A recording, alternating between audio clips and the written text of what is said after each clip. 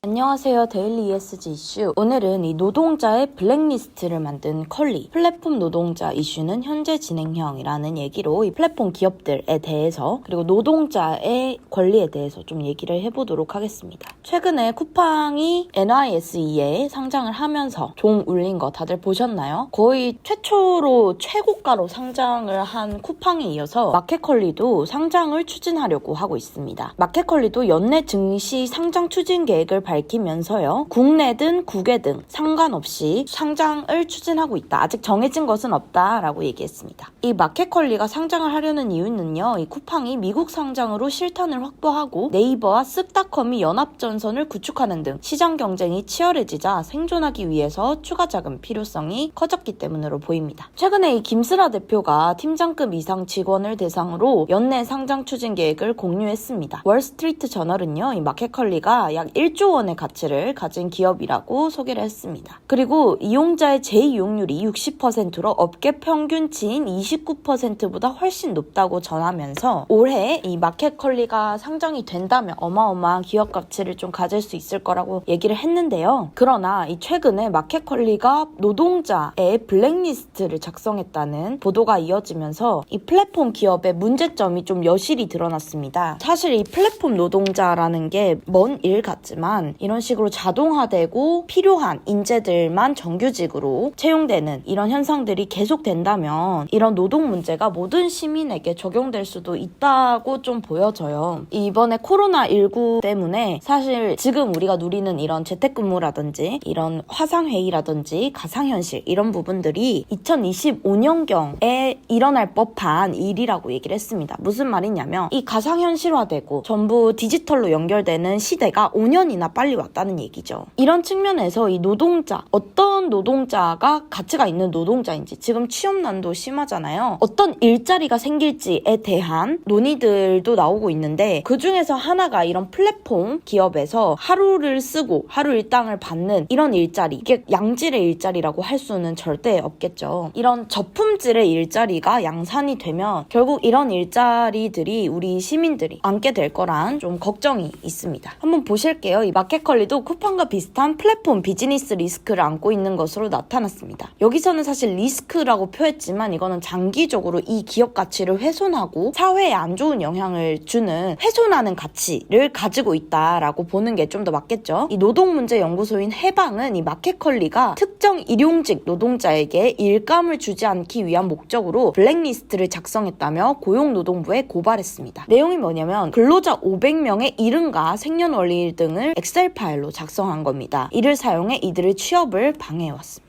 이유가 뭐냐? 업무 지시를 불이행하거나 근무지를 이탈하는 등 근무 태도가 좋지 못했다고 판단되는 일용직 근로자들의 명단을 만들어서 해당 정보를 채용 대행업체 관계자들과 공유한 겁니다. 여기서 컬리가 받고 있는 두 가지 의혹은 이런 큰 문제가 있어요. 첫 번째로 블랙리스트 자체를 만들어서 노동자들을 관리했다는 점, 그리고 이를 통해서 직무에서 배제시켰다는 점이 있고요. 두 번째로는 이 명단을 외부로 유출해서 사전에 이 일자리를 줄 수 없게끔 취업 방해를 했다는 두 가지 지점의 문제가 좀 발견됐습니다. 근로기준법 40조에 따르면 누구든지 근로자의 취업을 방해할 목적으로 비밀기호 또는 명부를 작성, 사용하거나 통신을 해서는 안 된다. 이 의무를 위반할 경우 5년 이하의 징역 또는 5천만 원 이하의 벌금에 처해집니다. 이 명부라는 게 사실 요즘에 좀 화제가 됐던 게 이제 박근혜 정부 때 블랙리스트 정도였어요. 80년대, 90년대 이 방직공장 이런 노동 탄압 현장에서나 일어날 법한 일이 지금 컬리에서 일용직 노동자들에게 가해지고 있는 겁니다. 그래서 마켓컬리는 이렇게 항변을 했습니다. 근태에 문제가 있는 근로자 명단인 사고 이력 대장을 만들어서 내부적으로 관리한 사실은 있다. 사실 사용자 입장에선 업무 지시를 불이행하거나 업무지를 무단 이탈하는 등 문제를 지속적으로 일으킨 근로자를 채용하기 어려운 부분이 있었다. 작은 사안으로 명단에 오르는 건 아니며 내부에서 심각한 도난 문제를 일으켰다거나 근무 태만 문제가 지속적으로 개선되지 않았을 때 해당 명단에 올려 관리했다고 설명했습니다. 또 명단을 채용 대행 업체와 공유한 사실이 없다고 반박을 했습니다. 블랙 명단에 오른 근로자가 채용 대행 업체를 통해서 채용 신청이 오면 회사 내부에서 업무 배제를 결정했다고 말했습니다. 자, 근데 일용직 근로자를 이 명단으로 만들어 만들었을 경우 이런 정규직이 있는 회사들에서 근무 태만이나 이런 뭐 업무지 이탈에 있어서의 문제가 있었을 경우보다 훨씬 더 단기간에 그리고 큰 타격을 맞을 걸로 보입니다. 예를 들면 이 명단에 오른 사람이 자신이 리스트에 오른 걸 모르고 계속 채용 신청을 냈을 경우에 마켓컬리 측에서는 귀하가 명단에 올랐다라는 설명이 아니라 어떤 금일 마감이 되었기 때문에 안 된다라고 계속 이렇게 튕길 거 아니에요. 그런 측면에서 보면 이 일용직 노동자들이 훨씬 큰 기업으로부터 탄압을 받고 있다라고 볼 수 있는 거죠. 그리고 사실 이 근무지 이탈이라는 게 사용자 입장에서 보는 거와 근무자 입장에서 보는 게 관점이 굉장히 다를 수 있어요. 잠깐 화장실을 간다고 자리를 비운 것도 사용자에게는 어떻게 보면 근무지 이탈로 볼 수 있겠죠. 실제로 이 택배 상하차라든지 택배 분류 작업 그리고 쿠팡 등 이런 물류센터에서 일하는 노동자들이 짧은 쉬는 시간 안에 화장실을 이용해야 돼서 엄청 자신의 쉬는 시간을 다 써야 되는 경우도 있었잖아요. 이런 식으로 어떤 관점에서 보느냐에 따라서 근무 태만, 근무지 이탈 등의 문제로 이렇게 분류당할 수는 있습니다. 그렇지만 이를 통해서 명단을 만들어서 조직적으로 관리했다는 건 다른 문제죠. 자, 이 노동문제연구소 오민규 실장은요, 경향신문과의 인터뷰에서 이 컬리와 같은 기업은 수많은 일용직 노동자들로 돌아가는 구조, 나쁜 일자리만 늘어나면 산재와 사망자가 증가할 거다. 이 책임은 누가 지느냐고 지적했습니다. 이 연구소 권호성 소장 또한 사람에게 블랙이라는 낙인을 찍는 것은 혐오와 배제 그리고 차별 행위라면서 이번 고발건이 불기소되면 항고 재항고 헌법 소원까지 싸그리 다 할 수 있는 거 할 것이라면서 강하게 비판을 했습니다. 사실 이 쿠팡이 NYSE에 상장을 하면서 제가 데일리 ESG로 한번 알려드렸었는데 플랫폼 노동자의 지위를 잠재적 리스크로 삼았던 만큼 마켓컬리 또한 연내에 상장을 하기 위해서는 이 노동자 인권 문제가 불거질 우려가 있습니다. 이 리스크를 관리해야 될 필요도 있고요. 노동 문제는 쿠팡뿐 아니라 우버, 리프트 등 미국 기업에서도 상장 전에 제기된 바 있습니다. 그리고 또 이런 주가의 리스크도 그대로 반영돼서 우버 운전기사가 자영업자가 아닌 노동자라는 영국 대법원 판결이 나자마자 우버 주가가 크게 하락한 바 있어요. 사실 이 ESG 리스크를 어떤 식으로 정의를 할 거냐, 이번에 제가 소개드린 사례는 어떻게 보면 ESG 리스크를 굉장히 넓게 바라봤다고 볼 수 있어요. 플랫폼 기업의 특성상 이런 일용직 노동자를 고용할 수밖에 없는 거죠. 이런 인건비를 줄여서 결국에는 소비자들에게 좀 더 싼 값으로 그리고 빠른 배송이라는 이 특성을 더 강화시킨 부분이 있으니까요. 그러나 이 잠재적으로 마켓컬리에 투자를 할 거냐라고 본다면 저는 잘 모르겠습니다. 이런 잠재적인 일용직 노동자 리스크는 마켓컬리뿐만 아니라 사회 전반적인 문제로 확산될 가능성이 너무 크기 때문이죠. 그리고 이 마켓컬리가 상장을 한다 했을 때 ESG에 대한 책임을 어떻게 질 것이냐,